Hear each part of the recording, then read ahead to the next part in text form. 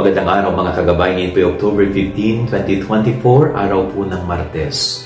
Ipinapaalala po ng Panginoon sa atin na ang totoong kalinisan ay nasa kalooban at hindi po nasa labas at hindi sa panlabas.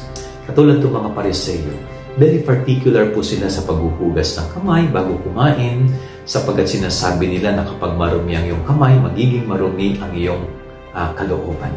Pero sa Panginoon, hindi ho. No? Ang mas importante kay Jesus ay yung malinis yung loob kaysa yung labas. Aanhin mo na malinis yung labas kung pangit ang loob. Dahil kung ano ang nasa loob, siyang ilalabas.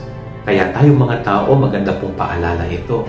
Bago tayo mag-focus sa pagpapaganda sa panlabas nating pagkatao, mag-focus muna tayong pagandahin ang ating kalooban. Linisin ang ating puso at kalooban.